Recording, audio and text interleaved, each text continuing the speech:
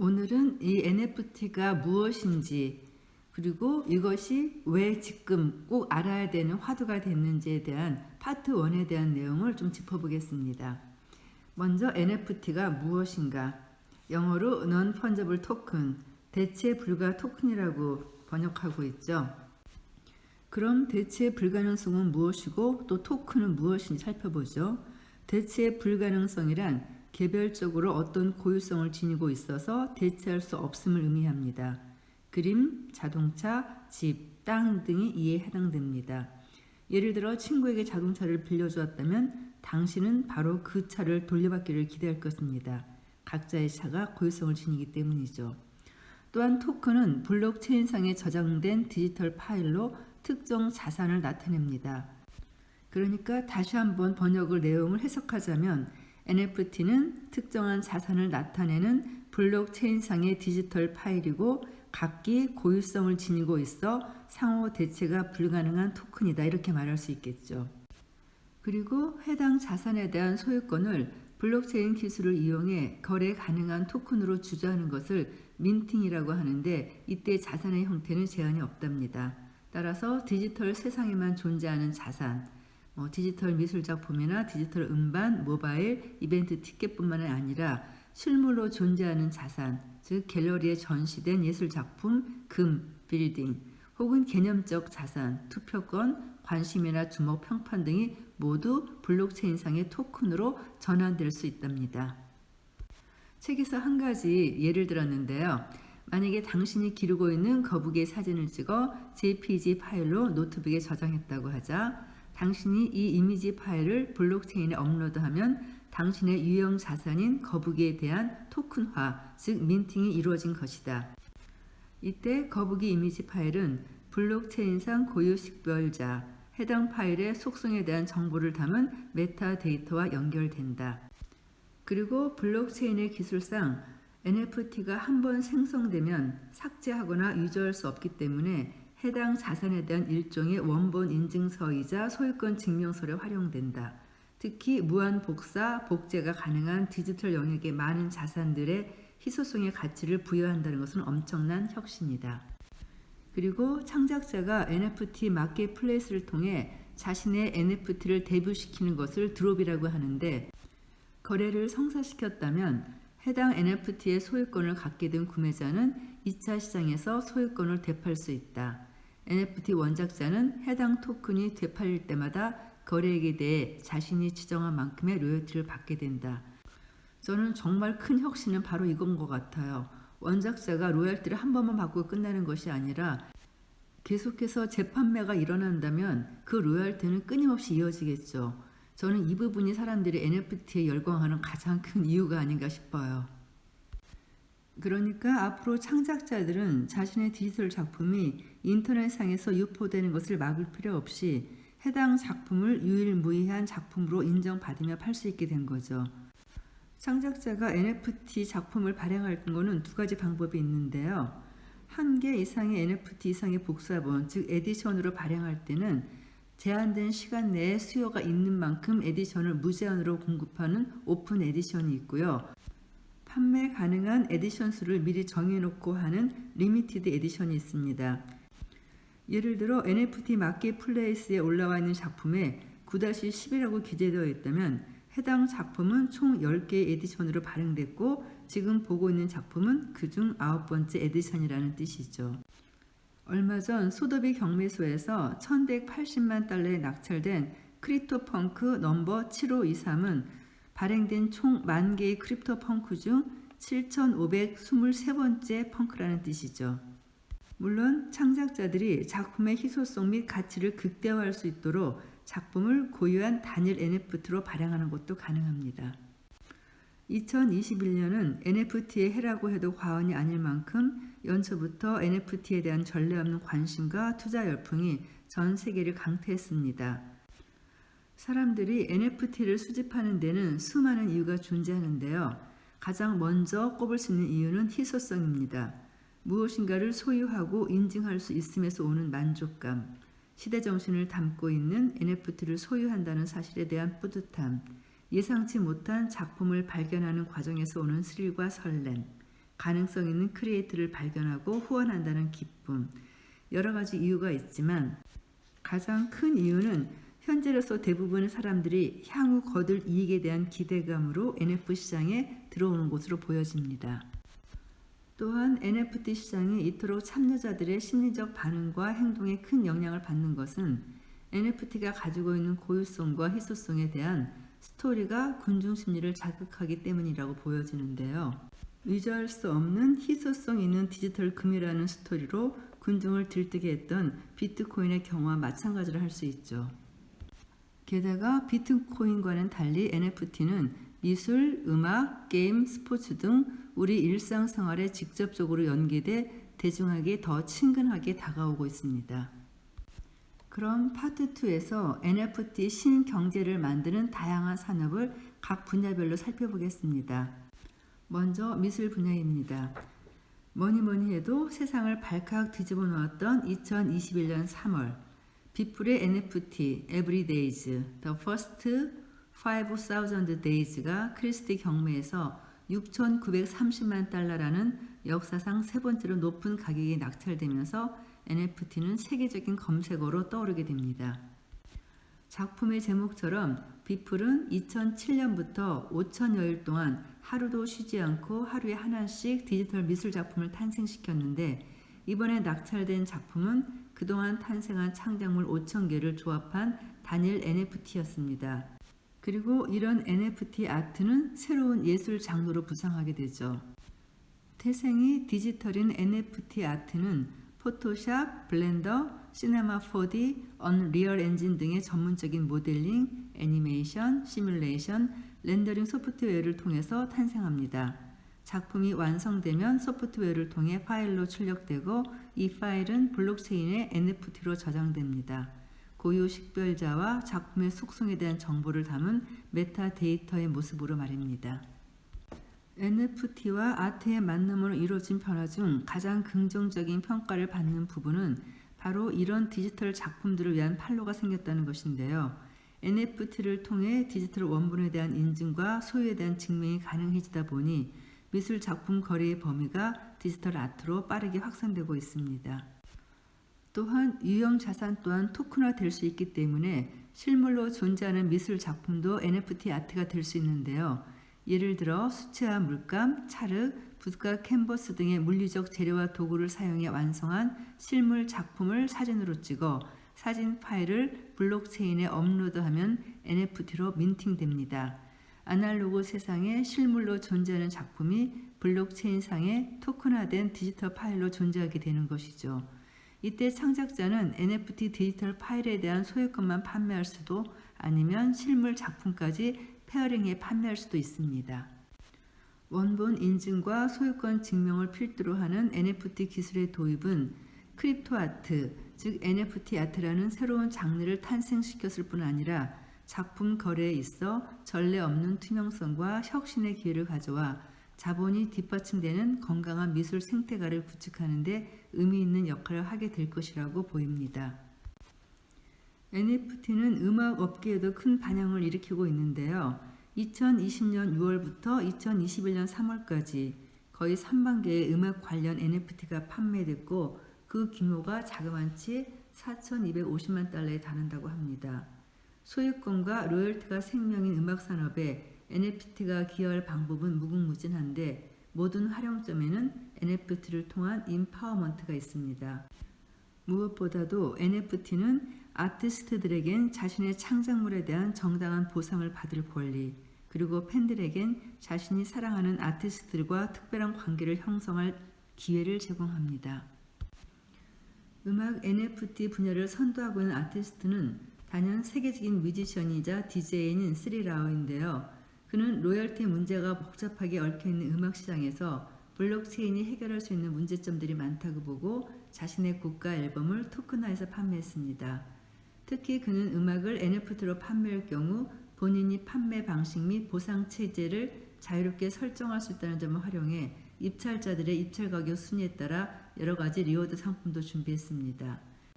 그의 베스트셀러 앨범 울트라 바이올렛은 토큰화의 경매로 팔았을 때 하룻밤 사이에 1168만 달러 이상의 수익을 올리는 결과를 기록하기도 했습니다. 스트리밍 서비스가 창출한 매출에서 아티스트에게 돌아가는 비중이 15% 정도에 불과한 것에 비하면 엄청난 차이죠. 이제 아티스트들이 보다 자기 주도적인 작품 활동을 하고 정당한 금전적 보상을 받으며 원하는 방식에 따라 팬들과 관계를 형성할 수 있는 시대, 그리고 팬들이 아티스트에게 직접 투자하고 성공을 공유하는 시대, 우리가 문화예술에 대한 이해와 판단력 그리고 비전을 어떻게 갖느냐에 따라서 NFT는 단순한 기술혁명이 아닌 일종의 시대 정신이자 사람이 중심이 되는 시대적 정신운동이 될 수도 있을 것 같습니다. 이번에는 컬렉터블 마켓을 살펴보겠습니다. 자신이 수집하고자 하는 물건이 세상에 유일하게 혹은 한정된 수로 존재할 때 우린 그 희소성에 열광하며 더 큰 열정을 가지고 투자하게 되는데요. 예술, 게임, 스포츠 기념품 등과 같은 수집품에 대한 투자를 열정 투자라고 부르기도 합니다. NFT는 2021년 5월 초에 1억 200만 달러의 일간 거래액을 기록했는데요. 이 중 1억 달러 상당의 거래가 NFT 컬렉터블 마켓에서 이루어졌습니다. 2021년 중반을 지니고 있는 현재 NFT 시장을 이끌고 있는 것은 NFT 게임과 함께 NFT 컬렉터블이라고 볼 수 있는데요. NFT 컬렉터블이 특히 높은 거래량을 기록하는 이유는요. NFT 컬렉터블은 대체로 해당 수집품에 대한 논의가 활발하게 이루어지는 커뮤니티가 형성되어 있어서 유동성이 좋은 편입니다. 예를 들어서 크립토 펑크 컬렉션에서 마음에 드는 펑크를 하나 소유하게 되었다면 더 많은 펑크를 가지고 싶어지듯 한 컬렉터가 같은 컬렉션의 컬렉터블을 한 개 이상 소유하고자 하는 경우가 적지 않기 때문입니다. 이를테면 컬렉션 내 특수한 속성을 가진 컬렉터블을 종류별로 모으고자 하거나 해당 컬렉션의 미래 가치가 올라갈 것으로 판단하여 비슷한 컬렉터블을 다수 구매할 수도 있고요. 이런 수집 유인은 현물 야구 카드나 농구 카드를 수집하는 사람들과 비슷하다고 볼 수 있습니다. NFT 컬렉터블과 함께 NFT 시장을 이끌고 있는 또 한 가지 게임 아이템을 살펴보죠. 게임 아이템은 게임에서 사용되는 스킨, 장비, 소모품, 그리고 게이머의 캐릭터나 아바타를 꾸미기 위해 사용되는 애니메이션 등이 포함됩니다. 초기 게임 모델은 게임 내 광고 수입에 대한 의존도가 높았지만 이런 수입 모델은 다소 제한된 성장성을 드러내기 시작했고요. 이런 상황에서 프리투플레이 게임 모델이 눈을 돌린 곳은 게임 아이템 분야였습니다. 개발자들이 게임 내에서 게임과 관련된 아이템을 직접 팔거나 게임 제작사가 운영하는 마켓플레이스에서 사용자들이 게임 화폐로 아이템을 거래할 때 일정한 커미션을 받는 수익 창출 모델이 도입된 것입니다. 사실 게임 아이템은 매우 효과적인 수입원입니다. 사용자들은 게임에서 본인이 기르는 혹은 본인 자신의 캐릭터의 모습을 바꾸거나 능력치를 조절해 자기만의 특별한 아이덴티티를 형성하고 게임 커뮤니티 내에서 신분 상승을 도모하기도 하며 더 어려운 미션을 효과적으로 수행하기도 합니다. 이를 통해 사용자들은 게임 아이템을 더욱더 중요하게 생각하게 되고 이는 곧 구매로 이어지는 선순환이 시작되는 거죠. 그런데 여기에 스마트 계약에 기반한 NFT의 등장으로 사용자들이 게임 아이템을 토큰 형태로 구매해 본인의 디지털 지갑에 담아 소유함으로써 자신이 구매한 아이템에 대한 지배권을 갖게 되는 겁니다. 이는 게임 아이템의 구매에 대한 심리적, 경제적 장벽을 낮추는 획기적인 변화로 토큰화된 게임 아이템을 소유할 경우 이를 마켓플레이스를 통해 손쉽게 판매할 수도 있을 뿐 아니라 해당 NFT가 호환될 경우 다양한 게임 혹은 메타버스 플랫폼에서 사용할 수 있어 효용성이 높아지기 때문입니다. 현재 엔진이라는 회사는 NFT를 이용해 누구나 쉽게 게임 아이템을 개발하고 매매하고 광고할 수 있는 도구, 마켓플레이스 또는 커뮤니티를 제공하는 플랫폼인데요. 앞으로 게임 산업은 게임을 하면서 돈을 벌 수 있는 게임, 즉 플레이 투 언이라는 새로운 개념의 모델로 게임판을 바꾸게 되리라고 저자는 확신하고 있습니다. 플레이 투 언 모델은 예전 페이 투 플레이 모델에서 오늘날의 프리 투 플레이 모델로 발전한 게임의 형태가 한 번 더 진화한 것으로 게임의 가치를 높이는 데 이바지한 모든 참여자가 이득을 보게 해야 한다는 민주주의적 철학에 기반하고 있습니다. 이번엔 NFT가 디지털 부동산에 어떤 영향을 미치는지 살펴보기로 하죠. NFT는 디지털 부동산과 밀접한 관련이 있는데 이는 우리가 생각하는 것보다 훨씬 더 큰 시장이다. 대표적인 NFT 디지털 부동산 앱으로는 디센트럴랜드가 있는데 사용자에겐 아바타가 주어져서 디센트럴랜드의 가상 3D 세계를 마음껏 돌아다닐 수 있고 토큰을 사용하면 랜드라고 하는 NFT 디지털 땅을 구매할 수도 있다.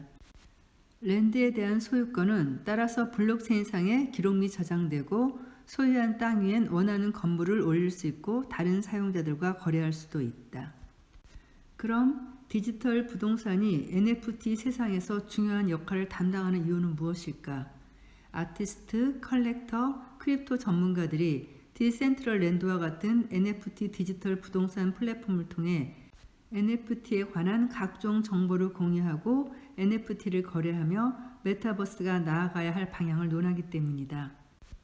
슈퍼레어, 메이커스 플레이스, 논 오리진과 같은 굴지의 NFT 아트 마켓플레이스들이 디센트럴랜드에 갤러리를 열어 미술 작품을 판매 전시하고 수많은 크립토 아티스트가 다양한 형태의 가상 갤러리를 통해 작품을 홍보한다. 또한 NFT 음악을 제작하는 아티스트들은 디센트럴랜드에서 뮤직 페스티벌이나 작품 발표회 등을 열어 자신들의 음악을 알린다. 사용자들은 또한 자신이 구매한 디지털 땅 위에 건설한 자신만의 집에 친구들을 초대해 다양한 주제에 대해 토론하고 이야기하며 즐거운 시간을 보낼 수도 있다.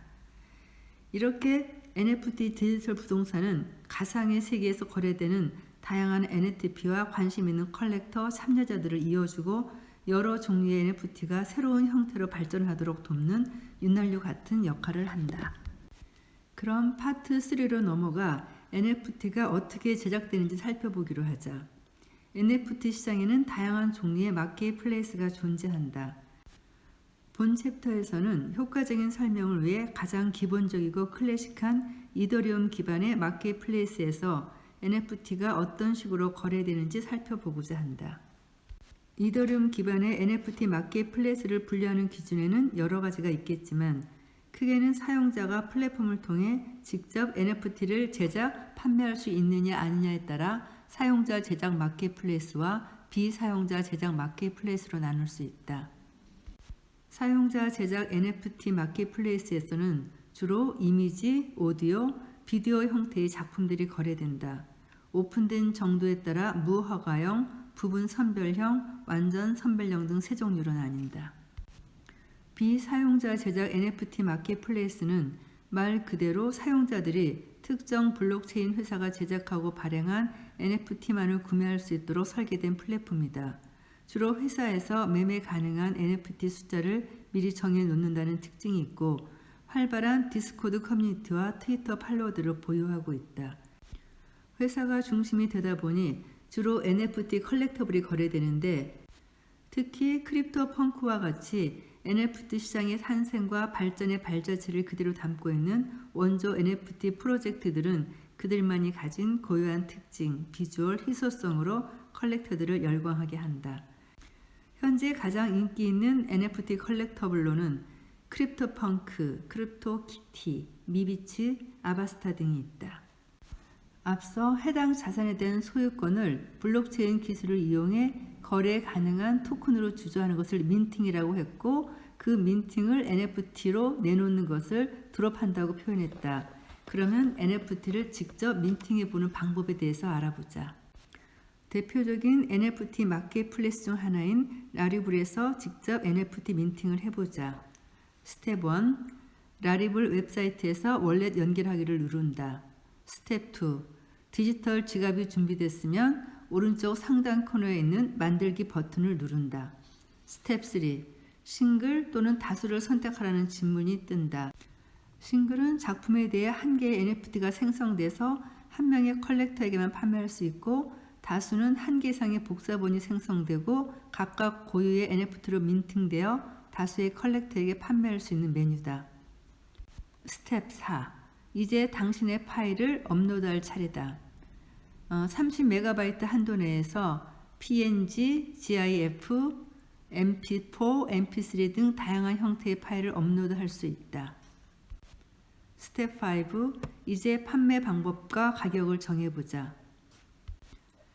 스텝 6. 그 다음 단계는 당신만의 컬렉션을 따로 만들 것인지 아니면 라리블에서 제공하는 디폴트 컬렉션을 사용할 건지에 대한 결정이다.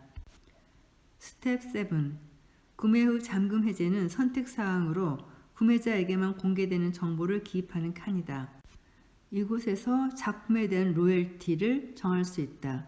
당신의 NFT가 2차 시장에서 판매될 때마다 그 판매 가격의 일부분을 원작자인 당신이 정해놓은 비율의 로열티로 챙길 수 있는 제도다. 한마디로 당신의 NFT가 이 세상에 존재하는 한 소유권이 이전될 때마다 당신에게 영구적으로 로열티가 지불되는 것이다. 원작자에게 힘을 실어주는 혁신적인 시스템이자 이 NFT가 이토록 많은 사람들에게 환영받고 있는 가장 결정적인 이유가 되지 않나 싶다. 로열티는 보통 10% 정도로 측정하는 것이 일반적이지만 더 높게도 더 낮게도 측정할 수 있다.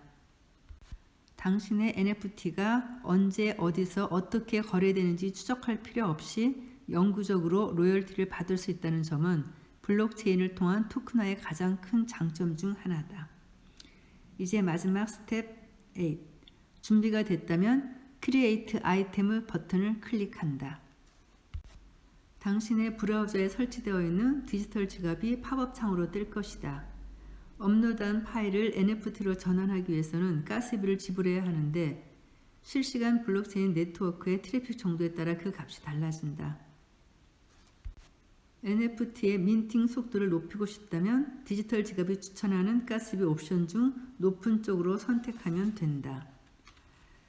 자, 이제 모든 준비가 끝났다. 마지막으로 넥스트 버튼을 클릭하라. 당신의 첫 NFT가 탄생하는 순간이다. 이제 소셜미디어에서 당신의 NFT를 홍보하는 일만 남았다. NFT에 대한 저의 리뷰는 여기까지 마치고요. 그 뒤에 이어지는 내용은 NFT 제작의 성공 사례, 물론 대표적인 것은 비플의 에브리데이지겠죠. 그리고 이어지는 셀럽 인터뷰를 통한 NFT의 가치 평가에는 각 분야에서 성공한 셀럽들을 인터뷰한 내용으로 NFT 시장을 이해하는 데 조금 더 실질적으로 와닿는 그런 이야기들이 실려 있고요. 마지막 파트에서는 NFT가 주는 시장의 기회들과 그리고 위기, 앞으로 해결해야 할 NFT 관련 법적 쟁점에 관한 Q&A도 이어집니다. NFT는 앞으로도 계속 우리 사회에 등장하고 우리가 점점 새로 알아가야 될 분야인 것 같아요. 다시 한번 NFT에 대한 다른 책을 또 손에 들어오게 되면은 다른 책으로 NFT 2차, 3차에 대한 리뷰를 계속 이어가겠습니다. 감사합니다.